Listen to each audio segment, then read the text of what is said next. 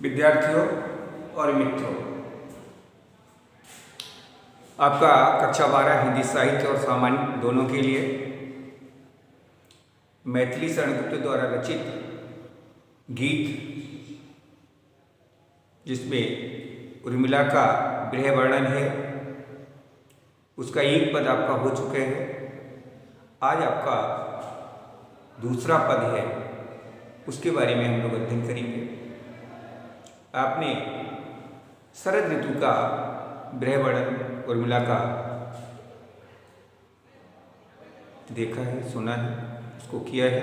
आज बसंत ऋतु में उर्मिला की गृह वेदना जो चरम पर पहुंच गई है, उसका वर्णन किया जाएगा, जिसको राष्ट्रीय कवि मैथिली शरणगुप्त जी ने उर्मिला की मनोभाव को बड़े ही सुंदर शब्दों के साथ दर्शाया है।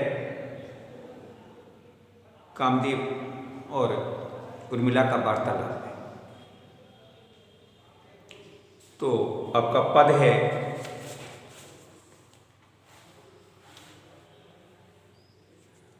मुझे फूल मत मारो। उर्मिला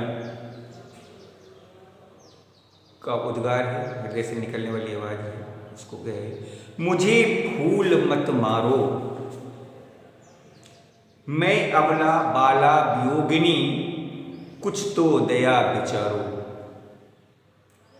होकर मधु के मीत मदन, तुम कटु गरल ना गारो। मुझे विकलता तुम्हें विफलता, ठहरो श्रम परिहारो। नहीं भोगिनी ये मैं कोई, जो तुम जाल पसारो। बल हो तो सिंदूर बिंदुए, ये हरे नेत्र निहारो। रूप दर्प कंदर्प तुम्हें तो मेरे पथ पर बारो। लो ये मेरी चरण धूल उस रति के सर पर धारो। ये पद है और इसके प्रारंभ की 4 पंक्तियां रेखांकित कर लीजिएगा। फूल, मुझे फूल मत मारो, मैं अबला बाला वियोगिनी, कुछ तो दया विचारो। होकर मधु के मीत मदन, कुछ तो दया विचारो। होकर मधु के मीत मदन, पट तुम कटु गरल न गारो।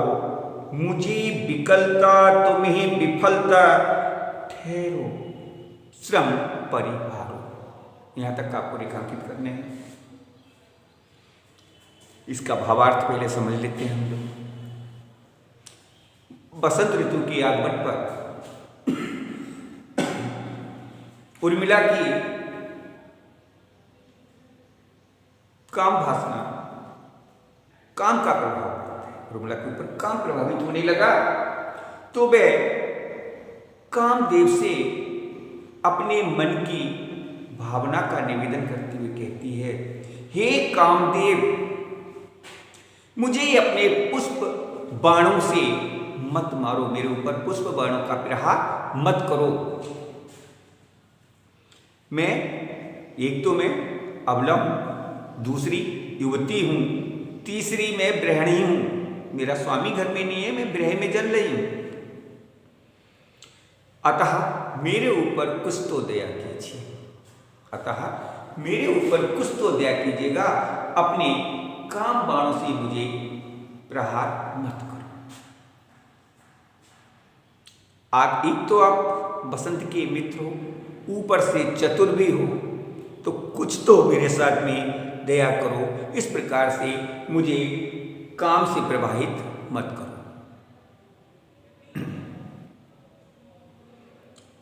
और आप निरंतर अगर ऐसा करते हो तो मैं असफल नहीं होंगी, अर्थात मैं अपने सत से नहीं डूबूंगी। और आप हर बार में असफल होंगे और प्रयास करते करते आप तो थक गए होंगे, अतः थोड़ी देर ठहर जाओ और विश्राम करो।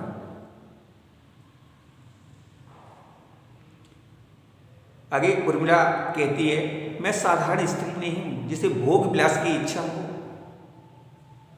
मैं साधारण महिला नहीं हूं जो भोग विलास की कामना रखती हो, काम की कामना रखती हो, इच्छा रखती हो।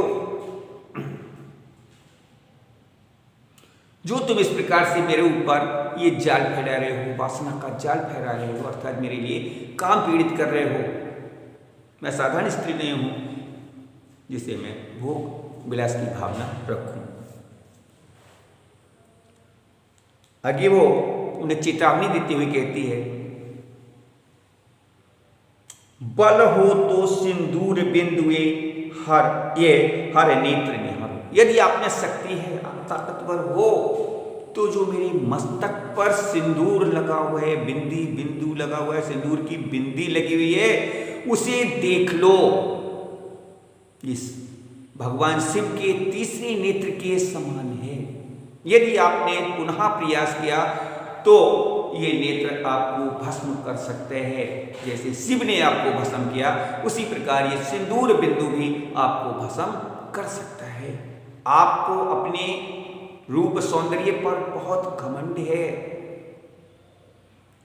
तो मेरे स्वामी के आप पैर के धूल के बराबर भी नहीं है। उस पर अपना रूप सौंदर्य निछावर कर दो, वो तो आपसे भी अधिक, कई गुना अधिक सुंदर हैं।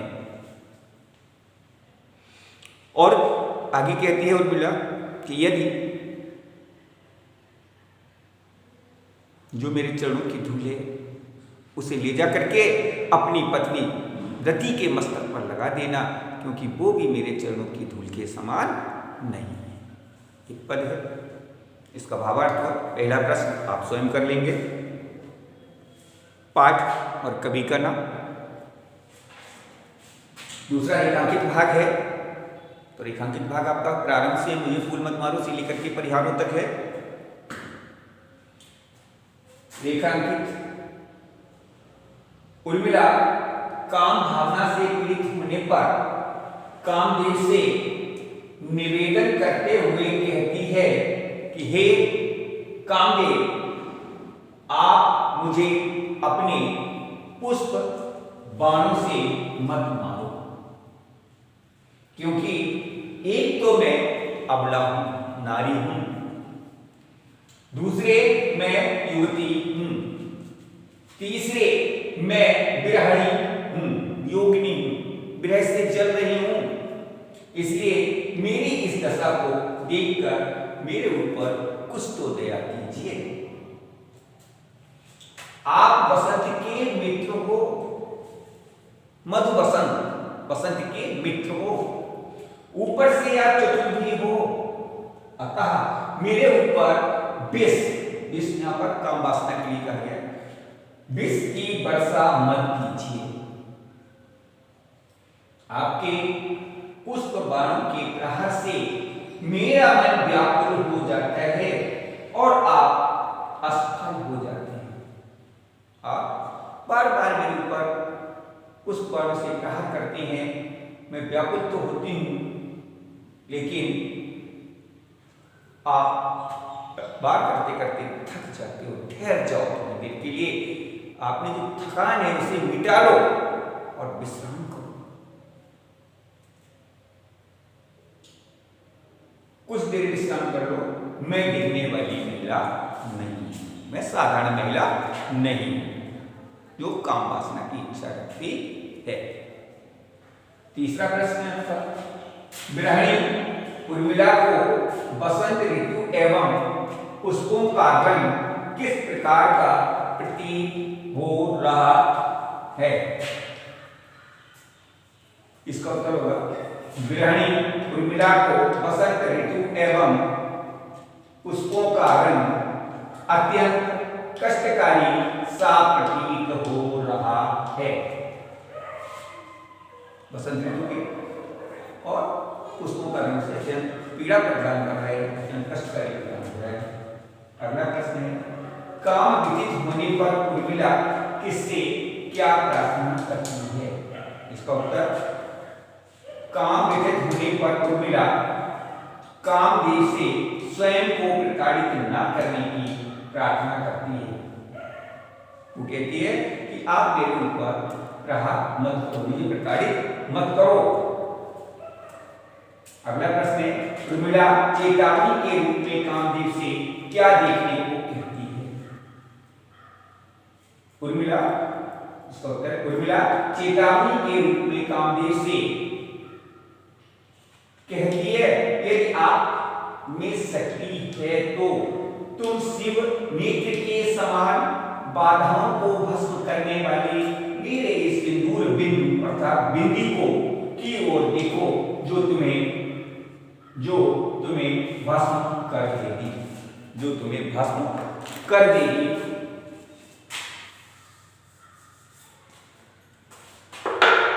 जो तुम्हें भस्म कर देगी।